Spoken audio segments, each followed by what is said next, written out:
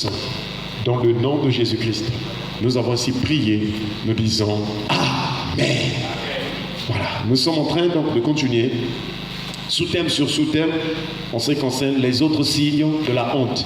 Et donc, par la grâce du Seigneur, nous en sommes arrivés à un autre signe aussi très important de la honte que nous devions savoir. Parce que beaucoup perdent de vue ce signe-là. Et ce signe, c'est que c'est le manque de connaissance de Dieu. Quand une personne ne connaît pas Dieu, c'est une honte, c'est une malédiction.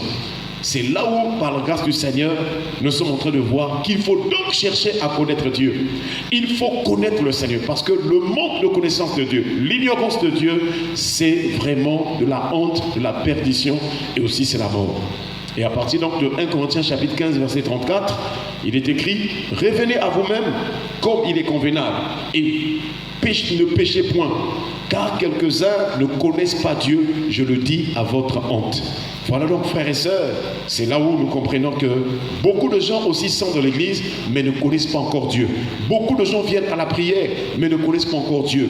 Beaucoup de gens fréquentent l'assemblée, mais ne connaissent pas encore Dieu. Alors, qu'est-ce qu'il faut faire?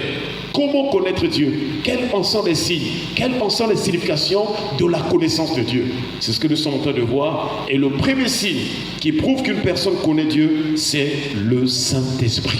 Est-ce qu'on peut acclamer le Seigneur? Nous avons dit que le premier signe, c'est la vie. Le signe qu'une personne connaît Dieu, c'est avoir la vie de Dieu. C'est ça le signe, avoir la vie de Dieu. Maintenant, comment? Qu'est-ce qui prouve, qu'est-ce qui fait qu'une personne ait la vie de Dieu? C'est là où la Bible nous montre que Jésus, dans son ministère terrestre, il avait été d'abord oint du Saint-Esprit. Et grâce à l'œuvre du Saint-Esprit, Jésus, partout où il partait avec la vie de Dieu. Il marchait partout avec la vie de Dieu. Donc c'est par le Saint-Esprit que nous avons la vie de Dieu. Et la Bible est en train de nous montrer beaucoup de textes que nous avons d'ailleurs déjà vus sur la personne du Saint-Esprit. C'est lui, le Saint-Esprit, qui nous enseigne les choses profondes de Dieu. C'est lui qui nous révèle les choses cachées. C'est lui qui nous convainc de péché, de justice et de jugement. C'est lui qui parle en nous. Même lorsque nous sommes dans une situation devant les tribunaux, la Bible déclare: ne craignez rien, car l'Esprit de votre Père parlera en vous. Alléluia. C'est là où nous comprenons que tous ceux qui ont marché avec Dieu dans la Bible, c'est le Saint-Esprit qui les a conduits. C'est le Saint-Esprit. Hier, nous avons pris l'exemple de Philippe. Philippe a quitté donc Jérusalem, il est en train de partir vers la Samarie. Mais en cours de route, il arrive quelque part, il y avait un ministre, une autorité qui avait quitté Jérusalem pour adorer et qui avait donc fait un arrêt quelque part dans son char ou sur son char. Et donc, pendant que l'homme là est en train de lire la Bible quelque part, alors Dieu, l'Esprit de Dieu dit à Philippe: approche, avance vers ce char. Est-ce qu'on peut acclamer le Seigneur? Nous prions que Dieu nous donne d'entendre la voix de l'Esprit, d'avoir le témoignage intérieur. L'Esprit de Dieu témoigne à notre esprit que nous sommes enfants de Dieu. Et si tu n'as pas le témoignage intérieur, tu auras des difficultés de savoir: est-ce que réellement je suis sauvé? Est-ce que j'ai l'Esprit? Est-ce que Dieu est en moi? Mais j'aimerais te dire que si tu as cru en Dieu, Dieu est en toi. Alléluia. Et ce matin, nous continuons. Donc, d'une part, nous devons chercher l'Esprit. Pourquoi? Parce qu'il y a des gens dans ce monde qui n'ont pas l'Esprit. Il y a des gens dans ce monde qui parlent même des choses de Dieu. Il y a des gens dans ce monde qui nous entourent, dans nos environnements, dans nos lieux où nous vaquons à nos occupations. Mais il y a des gens qui n'ont pas l'Esprit de Dieu. Et la Bible nous présente qu'il y a des gens qui n'ont pas l'Esprit de Dieu. C'est pourquoi nous voulons prendre un texte biblique qui nous montre des gens qui n'ont pas l'Esprit de Dieu. Nous sommes dans Jude, et nous allons prendre le verset 17 et 19. Jude, il n'y a qu'un seul chapitre. Jude, c'est avant le livre de l'Apocalypse. Jude, chapitre 1, verset 17 à 19. Il est écrit: mais vous, bien-aimés, souvenez-vous des choses annoncées d'avance par les apôtres de notre Seigneur Jésus-Christ. Il vous disait que dans les derniers temps, il y aurait des moqueurs, marchant selon leurs désirs impies. Ce sont ceux qui provoquent des divisions, hommes sensuels n'ayant pas l'Esprit. Est-ce qu'on peut acclamer le Seigneur? Donc, quand Jésus est mort, il est ressuscité, il avait déjà enseigné aux disciples. Et ensuite, il a dit aux disciples, je m'en vais vers le Père. Je repars au ciel auprès du Père. Et ensuite, il a donné la promesse du Saint-Esprit. Et c'est ce qui fut fait, c'est ce qui s'est passé. Les disciples ont reçu le Saint-Esprit. Mais nous voyons que Jésus leur disait, Jésus leur annonçait, en tout cas, que vous devez savoir que à travers mes apôtres, les paroles qu'ils vont vous dire, ces paroles vont vous emmener vraiment à comprendre la voix du Seigneur. Et ces paroles-là, ce sont les paroles qui viendront de moi. Et ici, dans ce texte, on dit, mais vous, bien-aimés, souvenez-vous des choses annoncées d'avance par les apôtres du Seigneur, de notre Seigneur Jésus-Christ. C'est-à-dire, les apôtres aussi, avant de mourir, eux aussi, ils ont annoncé des choses. Ils ont dit que dans les derniers temps, il y aura des moqueurs. Donc, ce que les apôtres disaient, c'est aussi notre temps. Parce qu'ils disaient que dans les derniers temps, or nous sommes dans les derniers temps. Le monde est à sa fin, nous sommes dans les derniers temps. Donc les paroles que disaient les apôtres s'accomplissent. Nous voyons maintenant que nous qui sommes parvenus à la fin des siècles, au dernier temps, les paroles que les apôtres avaient dites, ces paroles-là sont en train de s'accomplir. Et qu'est-ce que les paroles? Quelles sont les paroles? Qu'est-ce que les apôtres de notre Seigneur Jésus-Christ avaient dit? Ils avaient dit que dans les derniers temps, il y aurait des moqueurs. Donc si vous rencontrez un moqueur aujourd'hui, c'est le signe que c'est une personne qui n'a pas l'esprit. Les moqueurs, ce sont ceux qui sont orgueilleux. Les moqueurs dans la Bible, c'est aussi les orgueilleux. Orgueilleux par rapport aux choses de Dieu. Moqueurs par rapport aux églises. Il y a des gens qui insultent les églises. Il y a des gens qui insultent les serviteurs de Dieu. Il y a des gens qui insultent les gloires. Il y a des gens qui se moquent de ceux qui vont à la prière. Il y a de ceux qui font vraiment toutes sortes d'orgueil, qui manifestent l'orgueil sur les choses de Dieu. C'est le signe que ces gens-là n'ont pas l'esprit de Dieu. Alléluia. Parce que celui qui a l'esprit de Dieu connaît les choses de Dieu. Celui qui a l'esprit de Dieu ne peut pas se moquer de Dieu. Il connaît l'importance, la puissance de Dieu. Est-ce qu'on peut acclamer le Seigneur? Peut-être parmi les amis, les connaissances, au travail, les collègues, il y a des gens qui se moquent des choses de Dieu. Ça, lorsque tu vas rencontrer de telles personnes, ne discute pas, ne cherche pas des débats. Réalise seulement qu'ils n'ont pas l'esprit. Alléluia. Une personne qui a véritablement l'esprit de Dieu est sensible aux choses de Dieu. Même lorsqu'on parle mal contre Dieu, ça fait mal au cœur. Je ne sais pas dans ta vie, si tu es déjà arrivé, quand on parle mal des choses de Dieu ou de son église, toi aussi tu as mal au cœur. Alléluia. Et donc, ces gens-là existent. Ils sont là dans les derniers temps. Et comment marchent ces gens-là? Comment les moqueurs-là marchent-ils? La Bible déclare qu'ils marchent selon leur convoitise impie.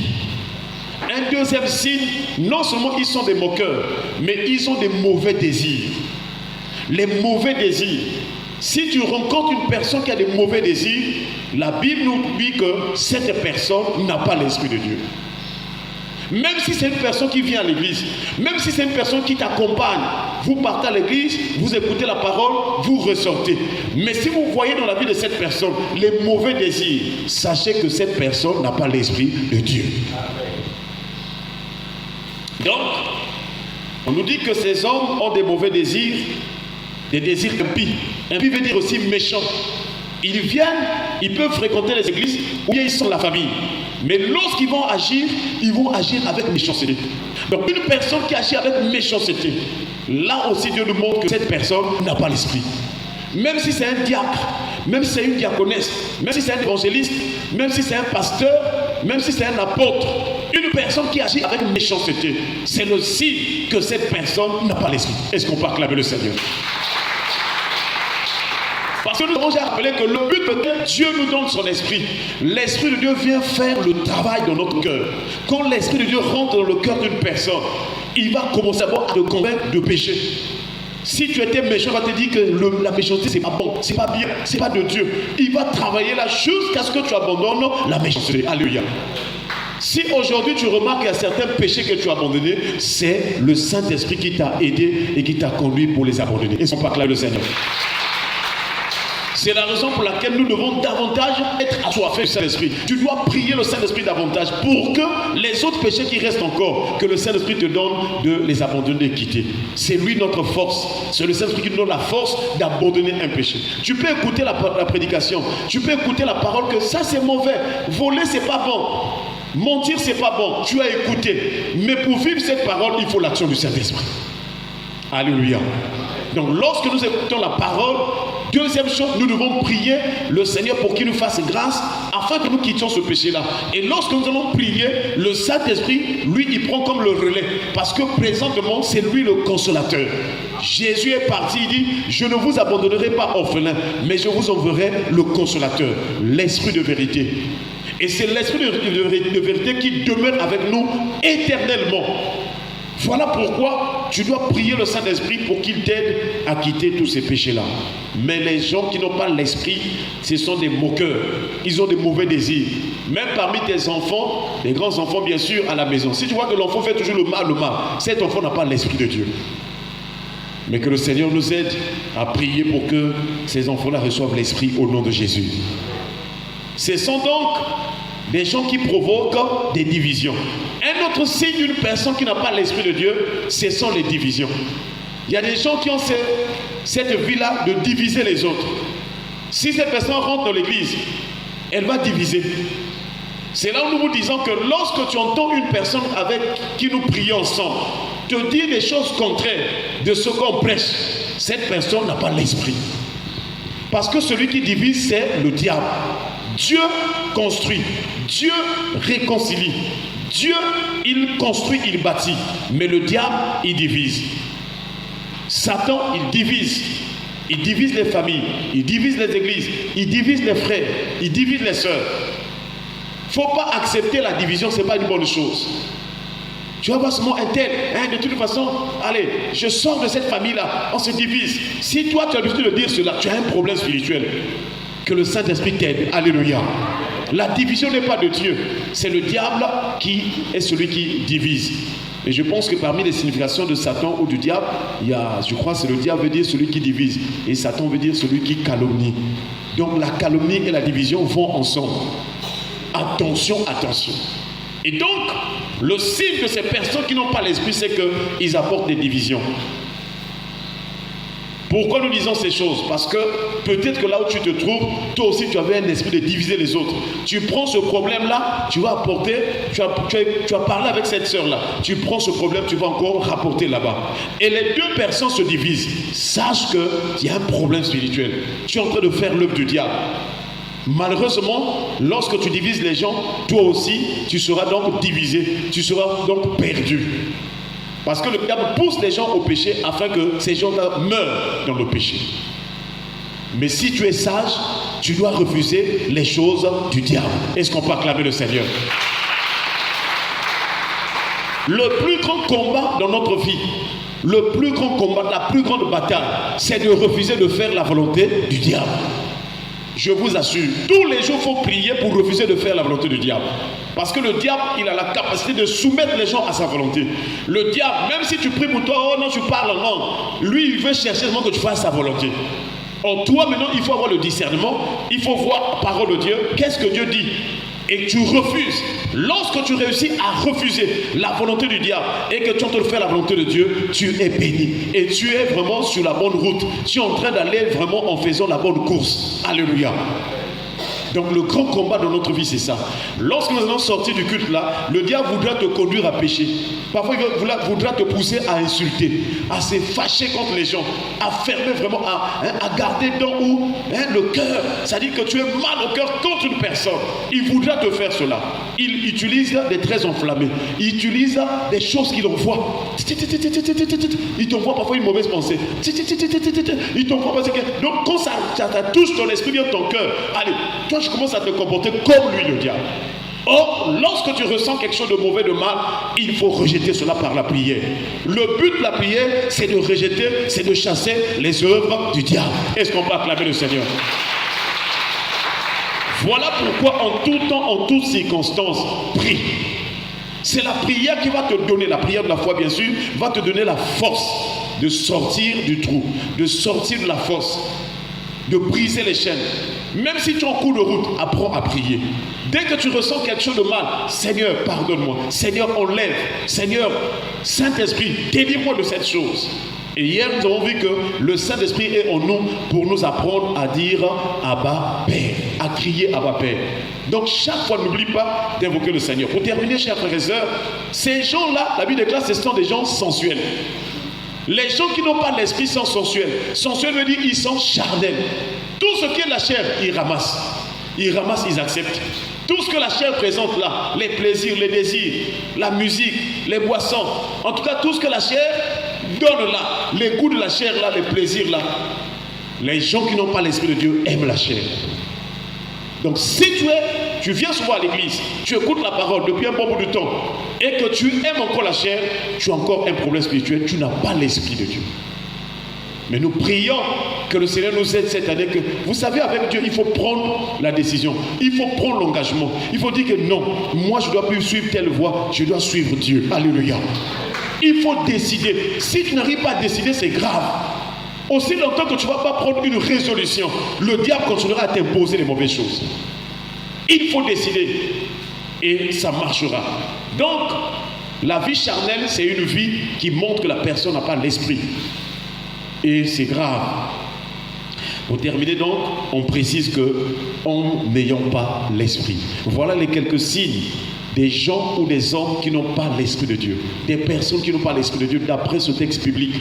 Et si peut-être que tu t'es retrouvé ce matin, alors il faut prier le Seigneur pour que le Seigneur t'accorde l'esprit. Car le jour de la Pentecôte, et ils étaient là, ils attendaient vraiment le mot. Ici, on parle de l'esprit, c'est l'image aussi de la puissance de l'esprit de Dieu. Alléluia. La puissance de l'esprit de Dieu, la manifestation de l'esprit de Dieu. C'est ce que nous sommes en train de parler.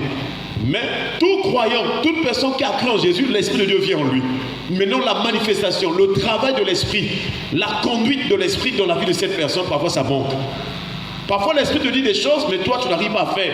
Parce que tu ne veux pas te laisser être conduit par l'esprit de Dieu. C'est de ce que nous sommes en train de parler. Mais sinon Dieu t'avertit toujours. Dieu te parle toujours. Maintenant, est-ce que tu vas laisser, pourquoi ne pas laisser l'esprit de Dieu te conduire? C'est ce que nous sommes en train de voir. Que le Seigneur nous aide, qu'il nous pardonne, qu'il nous délivre des moqueries, qu'il nous délivre des convoitises, des mauvais désirs, qu'il nous délivre des divisions. Là où nous avons divisé les gens, à travers le commérage, la calomnie, à travers le rapportage, que Dieu nous pardonne.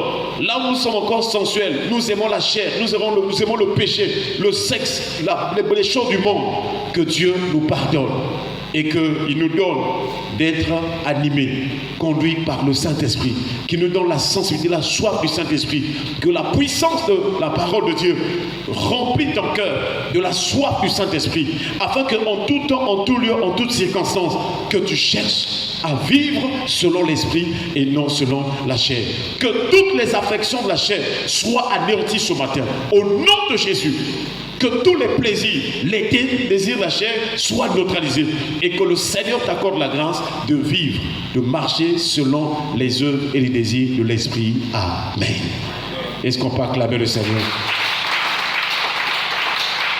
Baissons les têtes dans la prière. Nous allons remercier le Seigneur pour sa parole et nous allons voir prier le Seigneur au nom de Jésus.